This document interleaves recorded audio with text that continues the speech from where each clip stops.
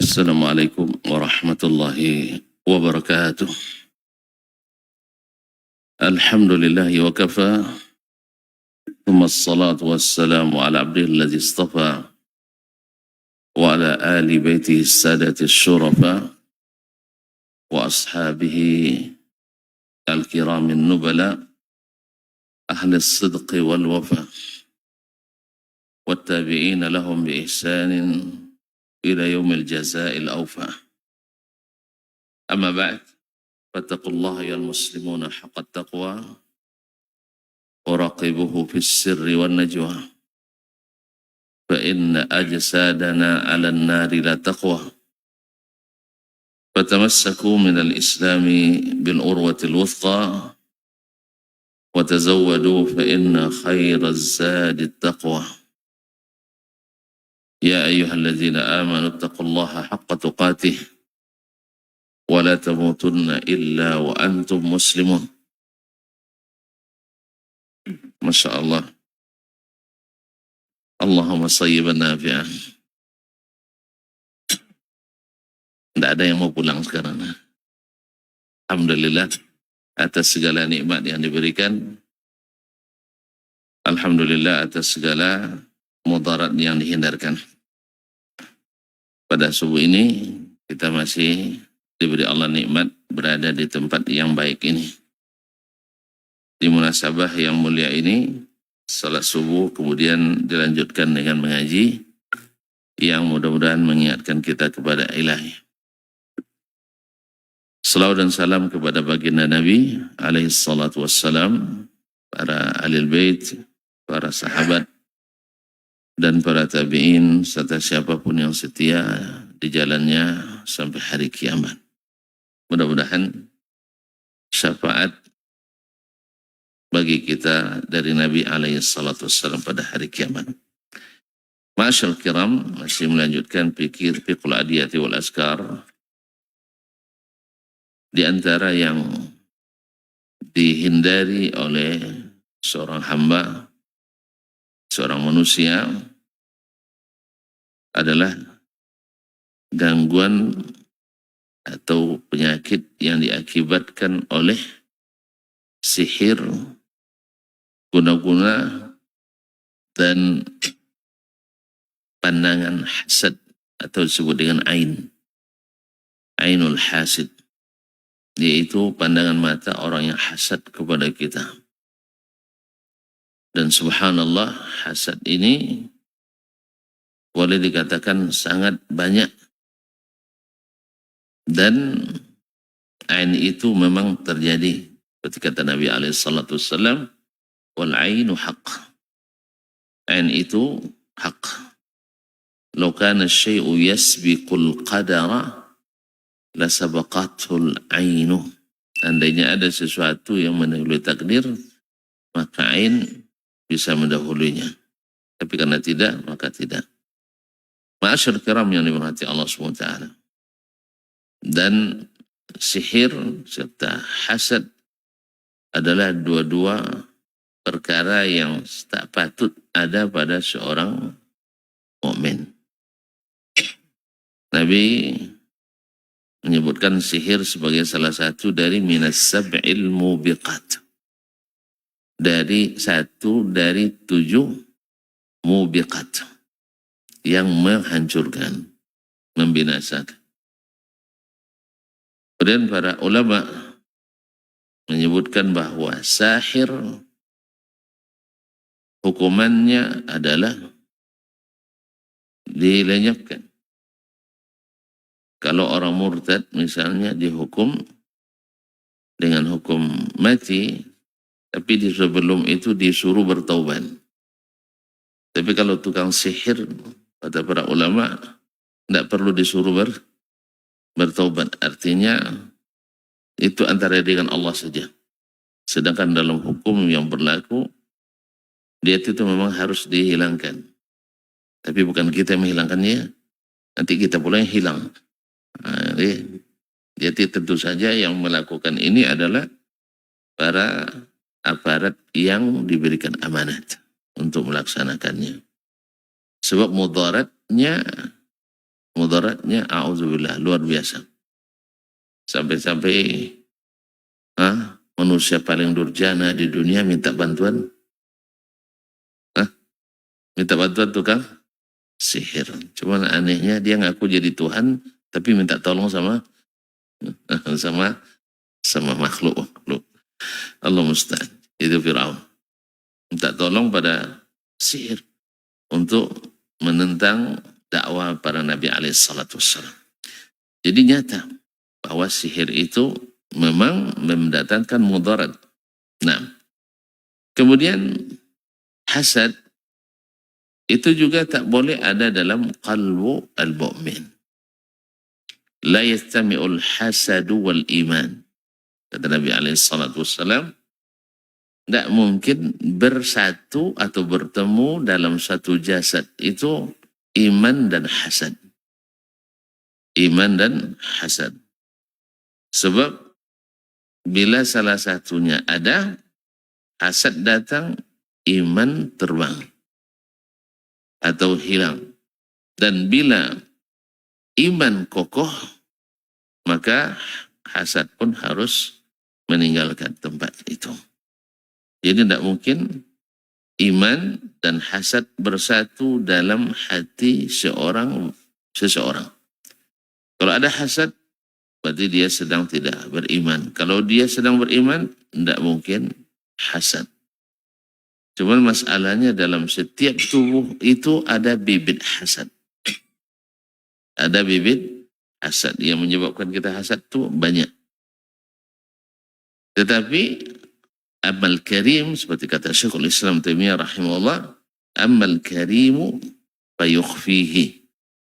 Orang yang akhlaknya mulia, dia akan pendam, akan dia padamkan hasad itu. Wa amal laim fayubdihi. Tapi kalau orang yang buruk perangainya akan terlihat dalam bicara, terlihat dalam tindakannya.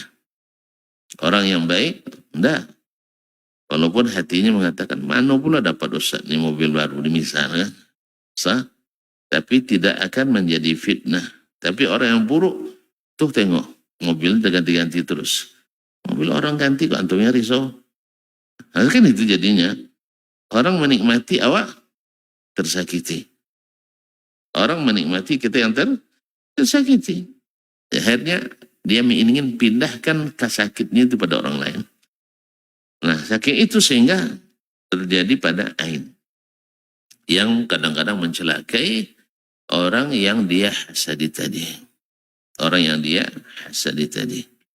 Namun Allah SWT dengan hikmahnya, dengan nikmatnya dan sayangnya kepada para hamba, khususnya orang beriman, Allah berikan sebab-sebab yang dengannya bisa menghindari gangguan sihir dan hasad tersebut.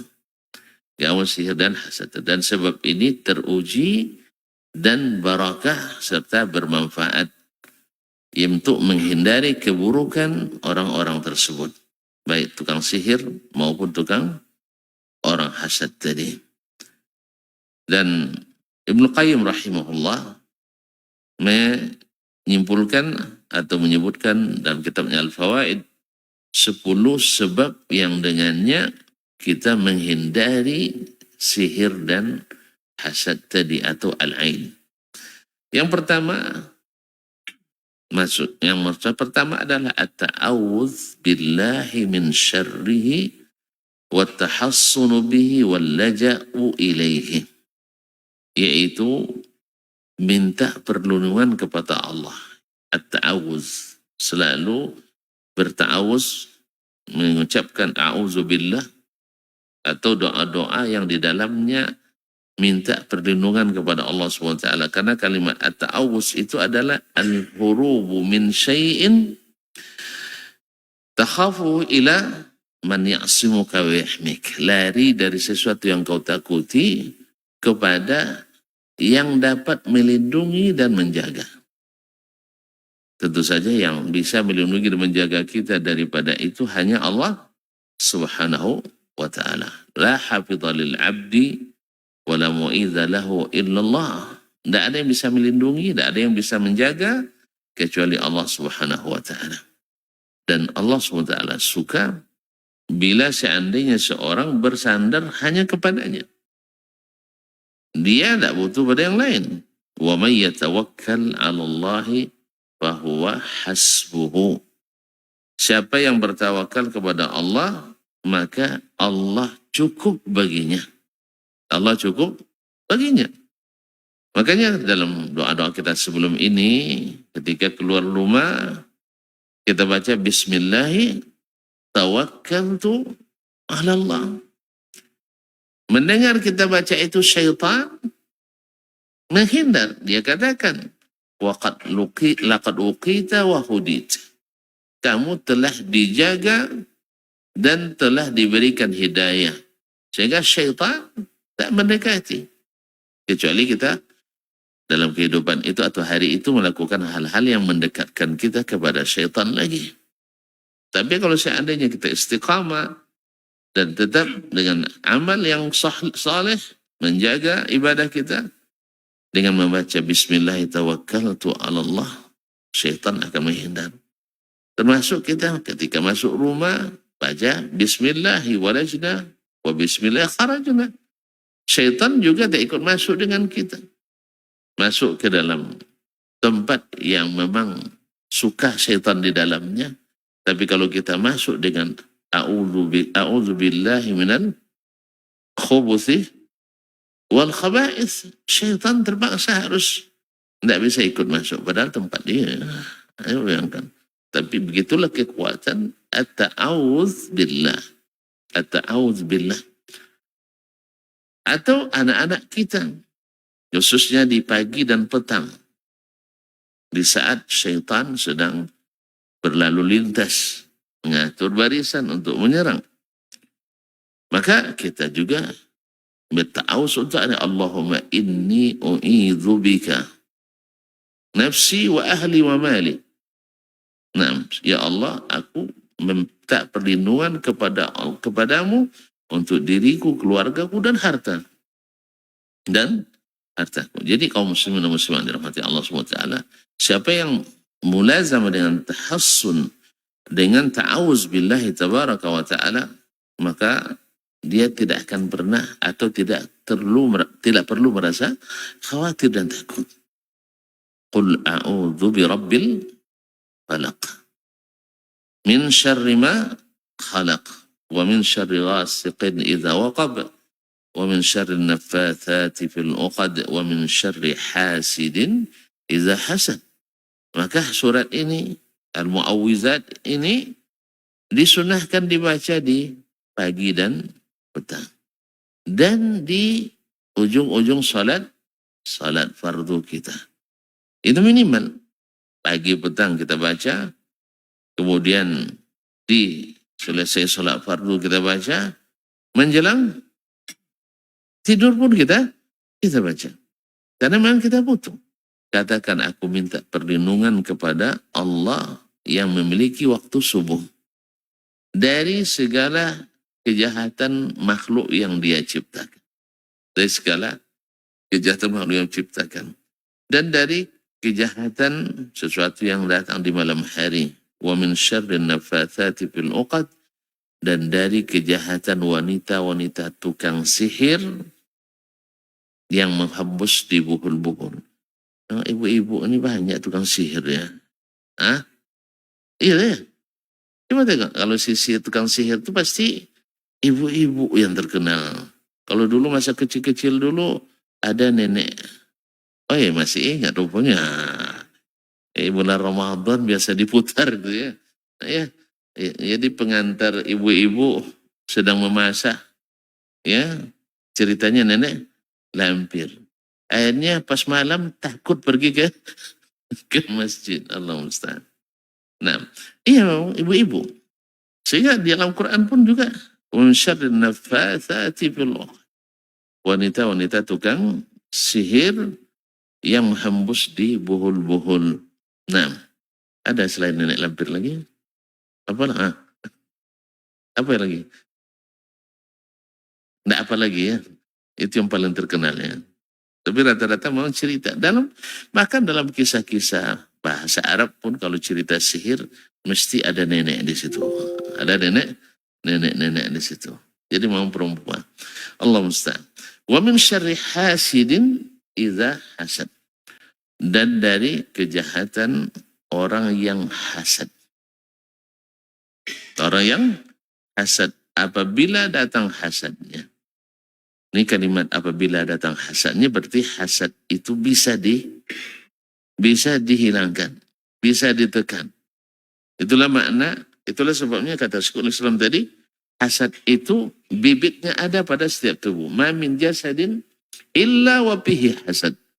Tidak ada satu pun tubuh kecuali di dalamnya ada bibit hasad itu.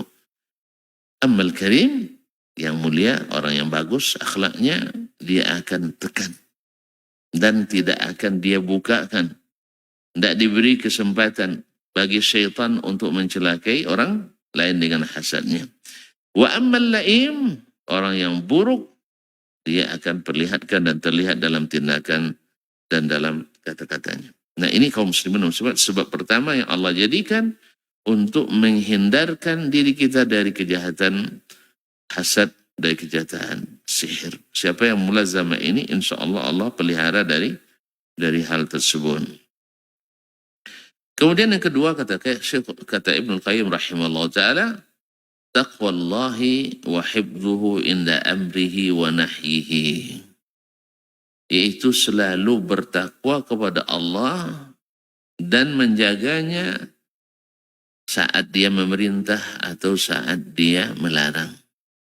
Jadi istiqamah dengan perintah dan larangan Allah. Karena takwa itu adalah melaksanakan perintah Allah dan menjauhi larangannya. Faman ittaqallaha tawalla hifdhahu wa lam yakilhu ila ghairihi.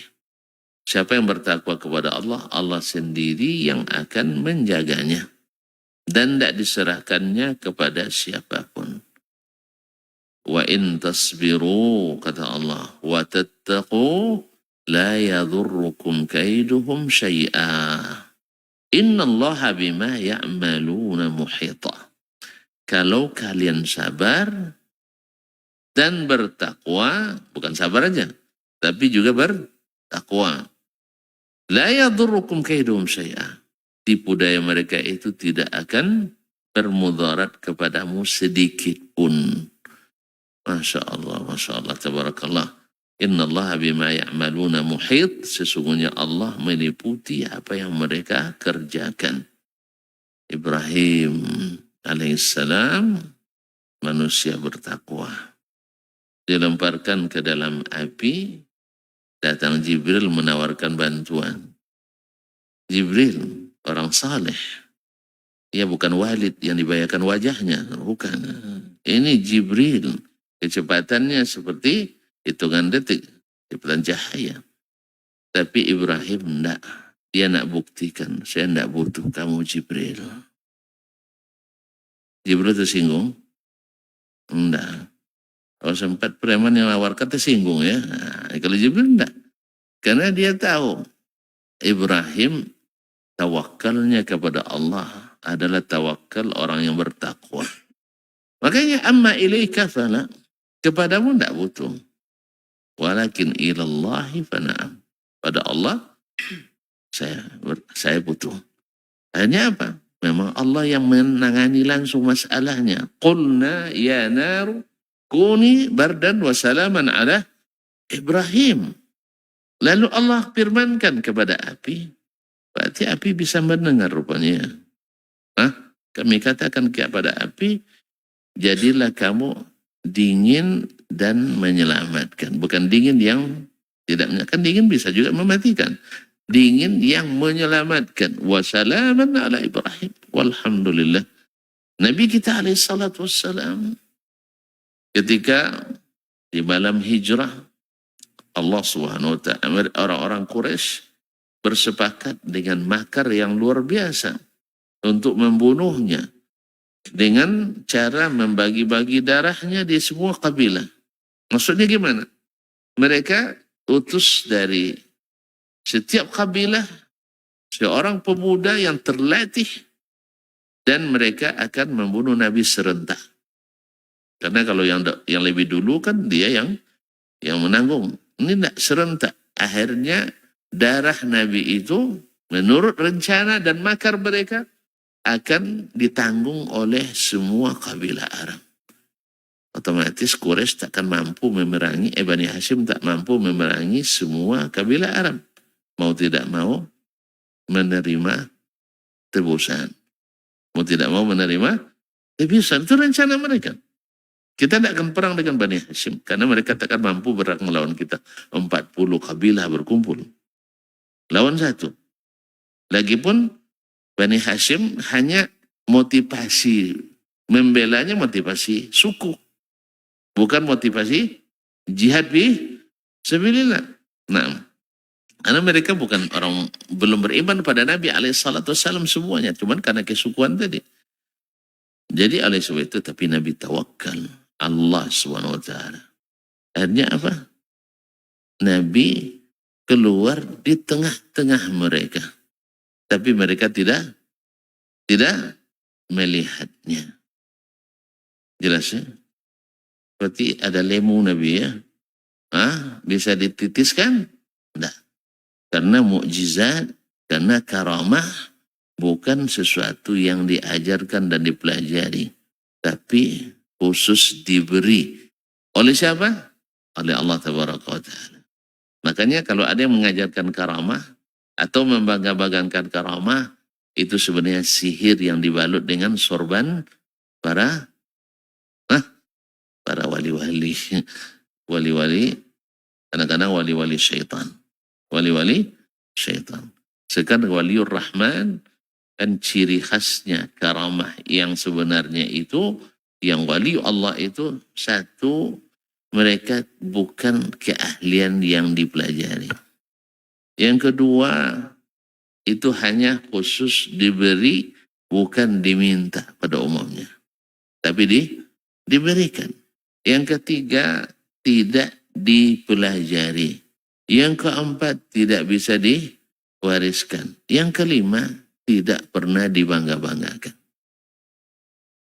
Kalau ada yang masih, kamu dah bagaimana karamahnya? Lalu tunjukkan turun rantai dari langit. Kayak Naruto. Kan ada rantai hijau dari langitnya. Tidak pernah dengan Naruto. Sama, saya tidak juga. Nah, atau bisa menghilang di balik cahaya. Jadi seolah-olah karamah itu kehendak kita. Padahal karamah itu adalah kehendak Allah Tabaraka sama mukjizat. Nabi alaihissalatu wassalam, mukjizatnya itu pemberian Allah SWT. Tidak dalam segala keadaannya beliau, saya punya mukjizat. Kalau dia kehendaknya, menurut tuan-tuan, mau tidak Nabi bersusah-susah untuk sembunyi dulu di gua? 3 malam pula di situ, kelam-kelam. Dalam keadaan ketakutan. Apa salahnya? Kalau komat kami sampai ke Madinah. Lebih cepat dari Boeing. Lebih cepat dari Boeing. Apa salahnya Jibril datang? Daripada susah-susah kamu diburu-buru oleh orang sampai Suraqah hampir dapat membunuh Nabi alaihissalatu wassalam. Enggak. Makanya Jibril datangkan Burak. Selesai sampai ke Madinah. Seperti di malam Isra dan Mi'raj. Jadi masalah ini kaum muslimin harus diketahui oleh kita. Jangan gampang tertipu. Asal ada orang buat kejadian luar biasa, otomatis jadi wali. Otomatis jadi wali. Akhirnya nanti tonton itu yang masuk tertipu masuk surga nanti tiap hari itu. Masuk surga setiap hari. Pokoknya dionggok sampah kota Baghdad. Jadi tiap hari asal malam datang malaikat jemput masuk surga. Menjelang subuh balik lagi. Mana ada orang bolak-balik ke surga? Orang kalau udah masuk surga tidak mau keluar lagi, ngapain antum? Makanya di sini perlu ilmu. Datang cahaya terang di tengah malam di padang Sahara. Lalu dari balik cahaya ngomong, "Ya Abdul Qadir." yani Al-Jilani. Naam. Innani ana rabbuk. Aku adalah Rabbmu. Istami' lima yuha ilaik. Dengarkan apa yang diwahyukan kepadamu. Masya Allah. Yang tak berilmu siap laksanakan ya. Akhirnya diberikan wangsit. Bukan wahyu. Wangsit. Dia kira itu adalah wahyu dari Allah SWT. Apa alasannya? Karena ada cahaya. Ini kan masalah nur ini jadi bahasan utama orang-orang sufi ini ya. Pokoknya serba nur semua ya. Nur Muhammad, nur Allah. Bergabung jadi nur saya. Hebat pula dia. Jadi nur Allah, nur Muhammad digabungkan menjadi nur Dasman. Inna lillahi wa inna ilaihi raji'un. Tapi karena banyak yang tak berilmu, banyak pula yang tertipu. Kalau tengok likersnya, subscribersnya, Masya Allah lumayan. Banyak pada kita. Jadi kaum muslimin dan muslim. Apa sebab? Orang tak berilmu suka yang aneh-aneh tadi. Suka yang ganjil. Ganjil dikiranya itu adalah kewalian. Naam, kewalian tapi kewalian syaitan. Tapi untunglah Syekh Abdul Qadir Al-Jilani, orang yang berilmu tentang agama ini, ya beliau juga penulis kitab Al-Ghunyah. Ya kalau kita lihat apa yang ada di kitab Manaqiban yang sering baca di Indonesia dengan apa yang ada di kitab beliau, jauh panggang dari api. Lain yang digambarkan, lain di hakikat yang sebenarnya. Jadi cerita-cerita kayak cerita Abu Nawas. 1001 malam. Itulah kira-kira model Syekh Abdul Qadir Al-Jilani dalam pandangan banyak orang sufi. Padahal keadaan beliau bukan seperti yang ada dalam itu. Sama dulu. Masih ingat tonton film Wali Songo? Sunan Kalijogo. Awak dulu karena di pondok, karena film Islami, minta izin sama Buya. Minta izin nonton ke ADB waktu itu. Dapat izin. Walaupun sebenarnya malu-malu juga pergi nonton tuh kan. Tapi karena film Islami caknya. Kan ya, film Islam Wali Songo. Oh, ternyata itu isinya lemu-lemu isinya. Jadi tidak seperti Wali Songo yang sesungguhnya. Wali Songo persi pemain film. Persi orang-orang rimba persilatan. Jadi isinya ilmu, kanuragan, mandra, guna. Tapi waktu itu senang sekali nengoknya. Iya. Rasanya kita nak jadi wali pula. Ternyata jadi wali itu bisa diusahakan. Nah, tapi alhamdulillah ternyata begitulah. Walaupun sudah belajar di pondok kita waktu itu, tapi masih belum tahu itu adalah tipuan-tipuan syaitan.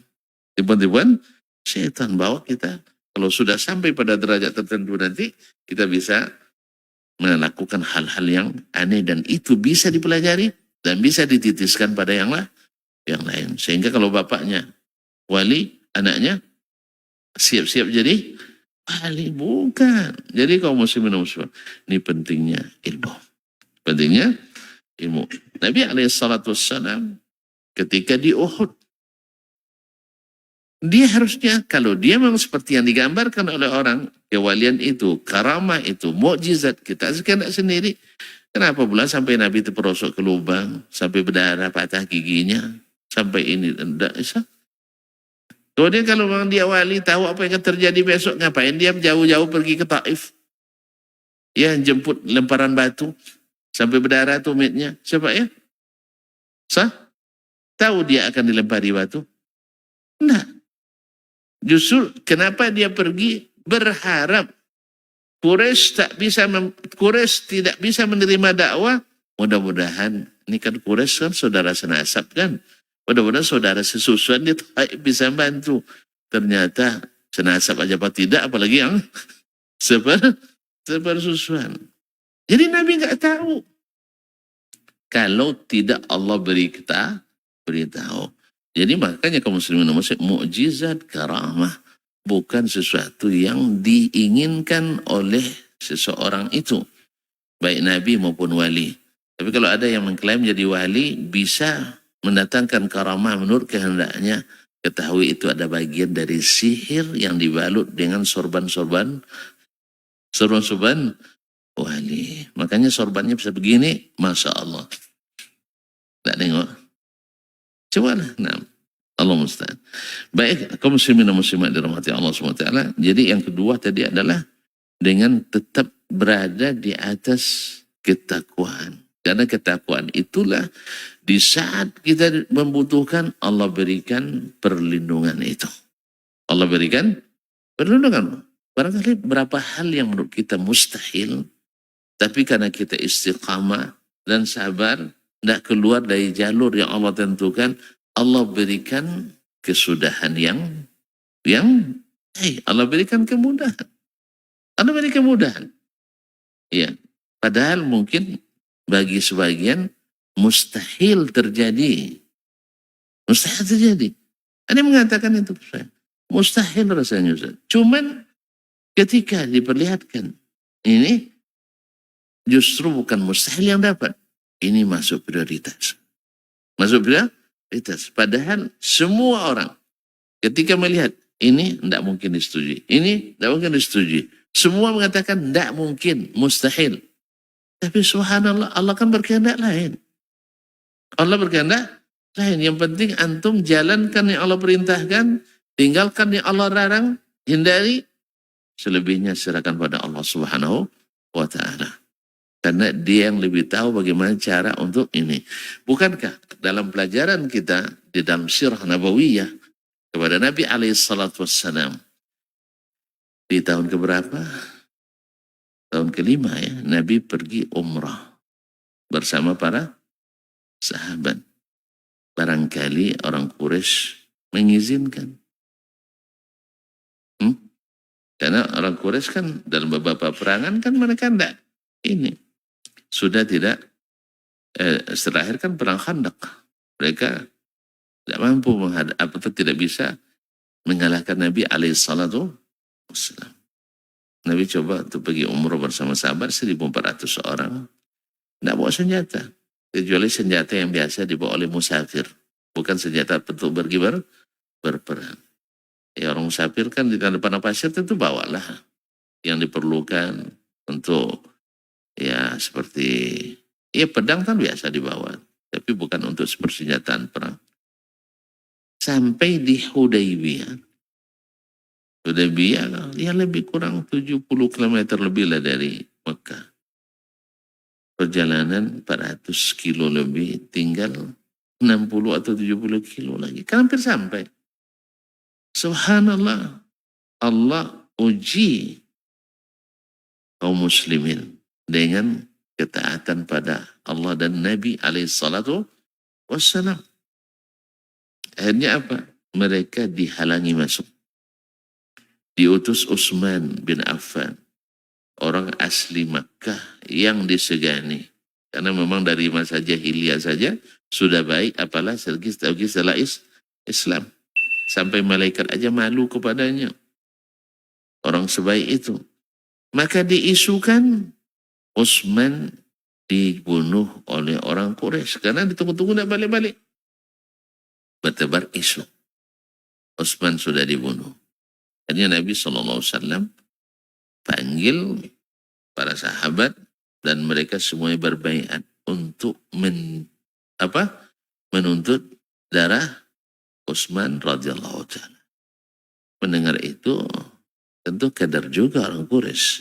Karena dalam pertemuan-pertemuan selama ini mereka tak pernah menang. Akhirnya mereka utuslah utusan mereka bersama Utsman dikembalikan ke Nabi alaihissalatu wassalam, itu Urwah ibn Mas'ud al-Thaqafi. Urwah ibn Mas'ud al-Thaqafi. Untuk bernegosiasi. Menurut tuan-tuan, berat enggak? Awak nak balik ke kampung, nak pergi umroh sekali ke Baitullah, tiba-tiba ditolak, tak boleh masuk. Gimana kira-kira? Berat enggak?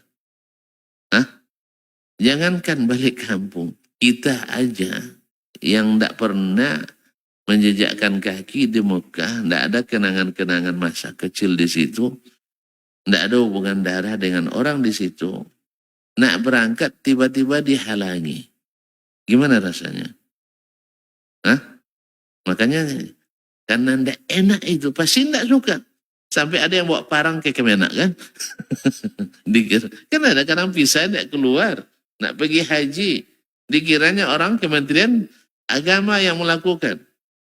Kan tertuduh, makanya memang subhanallah, semoga bersabar aja bapak-bapak di situ tuh. Untuk senantiasa bisa menghadapi berbagai tuduhan-tuduhan itu. Dan juga mudah-mudahan sabar juga. Jangan sampai salah gunakan wewenang dan jabatan. Kabarnya ada juga yang menyalahgunakannya. Kabarnya. Tidak usah dicari-cari. Nah, jadi kaum muslimin dan muslimat dirahmati Allah SWT. Akhirnya apa? Sudah keputusan dan perundingan ini disetujui oleh baginda Nabi alaihissalatu wassalam. Subhanallah, sepakat ahli sejarah. Zahir dari klausul perjanjian itu semuanya merugikan. Semuanya merugikan. Satu, bahwa tahun ini, sekarang ini, Nabi dan para sahabat balik ke Madinah. Balik kanan. Apa alasan? Tak ada alasan. Alasan keamanan. Kan mereka berkuasa di Mekah. Nabi teroris, tidak bawa senjata. Jumlah mereka lebih banyak. Dan mereka paham bahwa dengan masuk tanah haram, jangankan Nabi, orang jahiliyah saja tidak akan berani untuk mengeluarkan senjata. Kan masih ingat tuan-tuan? Bila masuk tanah haram, perang berhenti otomatis. Dilihat orang yang bunuh ayahnya di Mekah, dia tak akan ganggu. Dilihat orang bunuh istrinya di Mekah, dia tak akan ganggu. Karena apa? Menghormati tanah haram. Tidak ada alasan sebenarnya.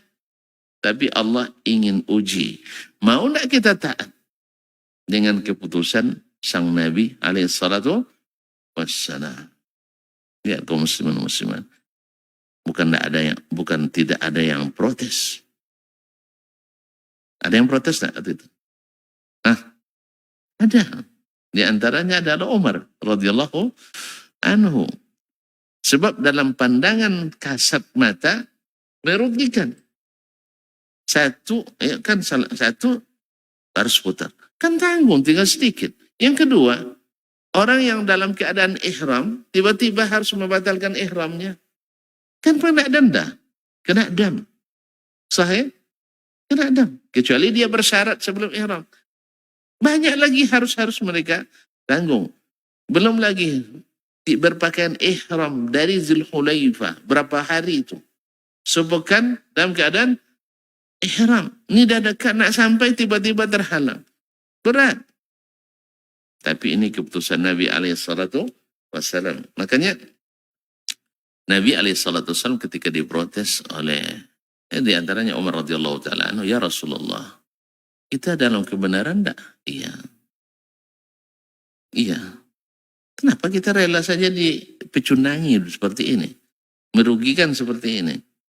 Kata Nabi SAW, ya Umar, inni Rasulullah.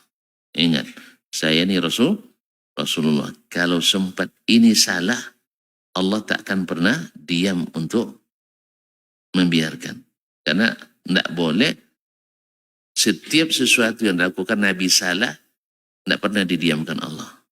Kalau Allah diamkan, berarti tidak. Kalau Allah diamkan, berarti tidak salah. Sebab setiap yang salah, Allah tegur.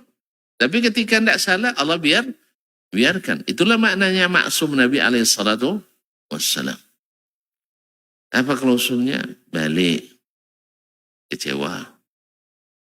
Kalau ada umat Islam, ada orang Mekah yang masuk Islam, lalu datang ke Madinah, ingin bergabung dengan Nabi alaihissalatu wassalam. Kenapa nak bergabung dengan Nabi? Karena di Mekah tidak aman. Orang beriman tidak mungkin aman di Mekah. Tentu dia akan lari ke Nabi alaihissalatu wassalam. Apa coba ditulis itu? Nabi tak boleh menerimanya. Siapa yang berani nanti lagi beriman? Kecuali yang memang kokoh. Ya, coba bayangkan.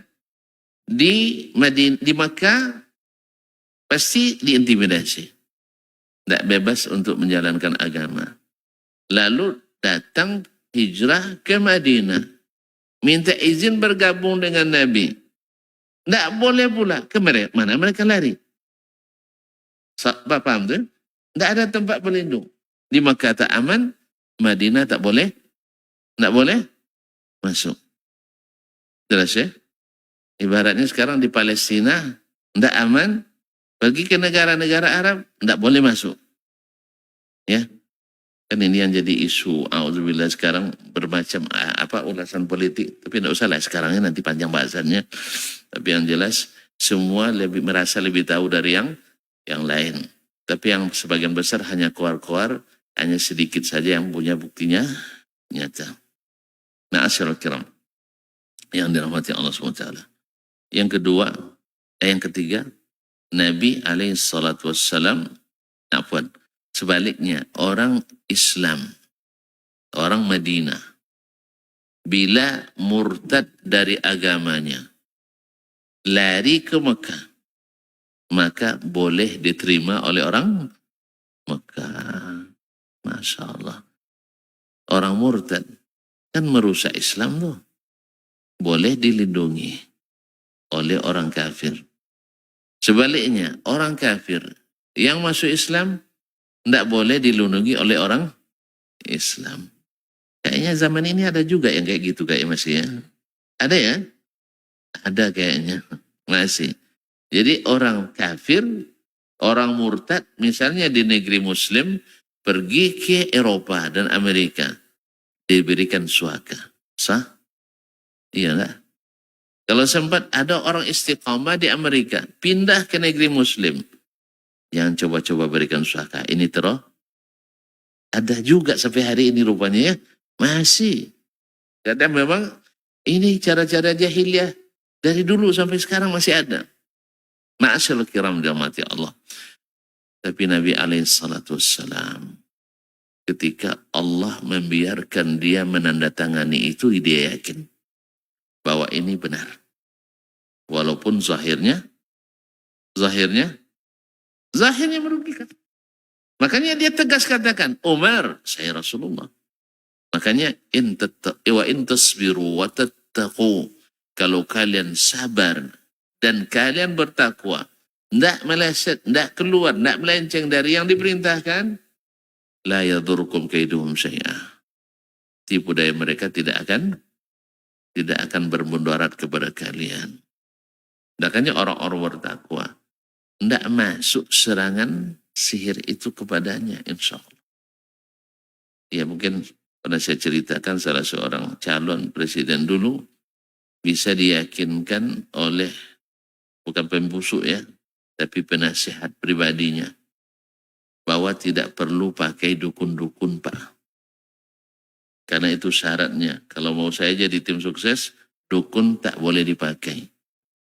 Lalu gimana Ustaz? Semua pakai. Ada yang lebih hebat dari sihirnya dukun. Apa itu? Al-Azkar. Zikir-zikir. Pagi petang. Pokoknya zikir dalam segala keadaan. Nabi kan zikir keadaan. Alhamdulillah. Dengan izin Allah kemudian usaha beliau meyakinkan. Cuman memang tidak sebentar. Kata Ustadz tuh lebih dari 2 jam atau hampir 3 jam saya berbicara khusus 4 mata dengannya. Sebab depan orang ramai kan payah kan? 4 mata. Alhamdulillah bisa diyakinkan. Ketika berhasil menjadi presiden, Masya Allah, salah seorang induk dukun yang dari calon yang lain, Pak, Bapak pakai apa? Kok enggak pernah masuk? Kirimannya enggak pernah masuk. Di COD enggak bisa. Transfer enggak bisa. Iya, ada kiriman terus. Sambil berseloroh, Bapak itu bilang, dukun saya Mekah. Nah, dukun saya dari Mekah. Karena memang ustadznya tamatan Ummul Qura di Mekah. Dengan tauhid yang benar dan ketakwaan yang sungguh-sungguh, selalu menjaga diri dengan zikir pagi dan petang ini, insya Allah jaga. Karena inna kaidas syaitani kana dha'ifa. Karena mereka kerjasama sama syaitan. Kalau kita kerjasama sama, wih, kerjasamanya sama syaitan. Kalau kita kerjasama sama Allah SWT. Kita bekerja karena Allah SWT. Zikir itu lebih hebat daripada mantra-mantra itu. Cuma masalahnya, yakin pendak ya. Itu masalahnya. Saya ragu. Kalau ragu, diyakinkan. Baca terus. Dan itu terbukti. Terbukti alhamdulillah. Terbukti alhamdulillah. Oleh itu kaum muslimin dan muslimat, dia bilang, dukun saya dari Mekah. Jadi dukun Mekah dengan dukun sini kan beda mantranya. Ya, dukun Mekah, qul a'udzu birabbil falaq, qul a'udzu bin nas, qul a'udzu bil falaq, qul huwallahu ahad, Allahu la ilaha illa wal hayyul bismillah tawakkaltu bismillah wajlaja bismillah kharajna. Sah, alhamdulillazi ahyana ba'dama amatana asbahna asbahna. Ini mantra dukun Mekah ya. Ya saya, maksudnya zikir-zikir nabawiyah. Nah, sedangkan enggak. Berakadabra apa artinya? Kan? Jadi enggak, tentulah kalah dengan qul a'udzu bi rabbil falaq. Nah, kalau tembus juga berarti Allah menghendaki kita diuji. Maka caranya gimana? Sabar dan bertakwa. Jangan sampai hilang agama gara-gara ujian tadi. Karena ujian kita lebih ringan dibanding ujiannya para anbiya, para nabi dan rasul. Masya Allah, sanggup tuan-tuan disuruh menyembelih anak? Hah? Nyembelih kambing aja masih pilih. Gimana cara Ustaz? Awak kambing kesayangan nih, awak nak korban pula kan? Ini nyembelih anak, tapi demi cinta pada Allah, sanggup. Cinta sama Allah, sanggup. Kayaknya sampai di situ aja lah dulu ya. 2 cukup ya? Gimana Pak? 2 aja lah dulu, besok kita tambah ya. Bismillahirrahmanirrahim. Yang pertama, selalu berta'awuz. Yang kedua, jaga ketakwaan dan iman kita. Kerjakan yang disuruh, tinggalkan yang dilarang. Dan Allah janji, dia akan pelihara kita. Dan kalau Allah yang pelihara, tak ada yang bisa menembus penjagaannya. Tak ada yang bisa menembus penjagaannya. Itu saja. Insya Allah, yang 8-nya, kita cicil aja besok. Karena memang kredit itu lebih dianjurkan sekarang. Terima kasih dan mohon maaf. Wabillahi taufiq wa hidayah. Wallahu ta'ala alam. Wassallallahu ala nabiyyina Muhammad wa sallam. Wassalamualaikum warahmatullahi wabarakatuh.